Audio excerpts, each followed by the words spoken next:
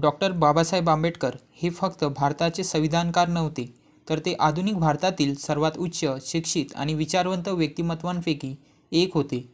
त्यांचे संपूर्ण जीवन हे शिक्षण, संघर्ष आणि सामाजिक परिवर्तन यांचे जिवंत उदाहरण आहे. ज्या समाजातून शिक्षण घेणे हे स्वप्नही नव्हते, त्या समाजातून बाबासाहेबांनी जगातील सर्वोत्तम विद्यापीठामध्ये शिक्षण घेतले आणि ते ज्ञान समाजाच्या उद्धारासाठी वापरले.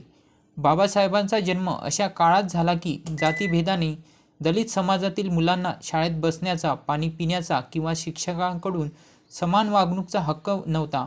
अशा परिस्थितीमध्ये बाबासाहेबांनी शिक्षणालाच आपले सर्वात मोठे शस्त्र मानले. त्यांनी आपले प्राथमिक व माध्यमिक शिक्षण अत्यंत कष्टाने पूर्ण केले आणि पुढे उच्च शिक्षणासाठी वाटचाल केली. सन 1912 मध्ये बाबासाहेबांनी मुंबईच्या एलिफंटसन कॉलेजमधून बॉम्बे विद्यापीठाची BA पदवी उत्तीर्ण केली. परंतु बाबासाहेब इथे थांबले नाहीत. बडोद्याचे महाराज सयाजीराव गायकवाड यांच्या शिष्यवृत्तीने त्यांना अमेरिकेतील कोलंबिया युनिव्हर्सिटीमध्ये शिक्षण घेण्याची संधी भेटली. अमेरिकेत त्यांनी 1915 साली मास्टर ऑफ आर्ट्स MA अर्थशास्त्र ही पदवी संपादन केली. त्यांच्या अभ्यास प्रबंधाचा विषय एन्शियंट इंडियन कॉमर्स असा होता. कोलंबिया विद्यापीठातील शिक्षणाने बाबासाहेबांच्या विचारांना जागतिक दृष्टिकोन भेटला. लोकशाही, समानता, स्वातंत्र्य आणि सामाजिक न्याय यांचा त्यांच्यावर खोल प्रभाव पडला. यानंतर त्यांनी 1927 साली कोलंबिया विद्यापीठातूनच PhD अर्थशास्त्र ही पदवी संपादन केली. The evolution of provincial finance in British India हा त्यांचा प्रबंध आजही अर्थशास्त्राच्या क्षेत्रामध्ये अत्यंत महत्त्वाचा मानला जातो.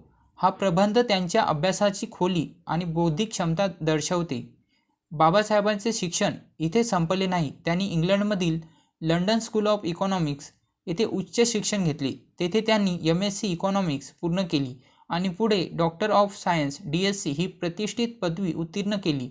The problem of the rupee हा त्यांचा ग्रंथ आजही आर्थिक व्यवस्थेसाठी अत्यंत महत्त्वाचा ठरला आणि याच अभ्यासातूनच पुढे भारतीय रिझर्व्ह बँकेची संकल्पना आकाराला आली.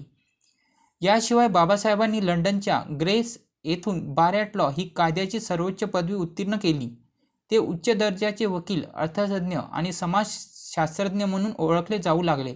आज अनेकदा बाबासाहेबांकडे किती डिग्री होत्या याबद्दल अतिशयोक्तीपूर्ण दावे केले जातात.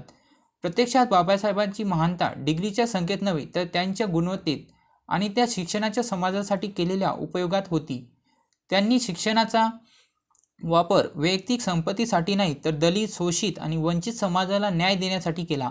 बाबासाहेबांचे शिक्षण आपल्याला हे शिकवते की शिक्षण हे फक्त नोकरीचे साधन नाही, तर समाज बदलण्याचे सर्वात प्रभावी शस्त्र आहे. म्हणूनच त्यांनी म्हटले होते, शिक्षण हे वाघिणीचे दूध आहे, ते प्यायल्यावर गुरगुरल्याशिवाय राहता येत नाही.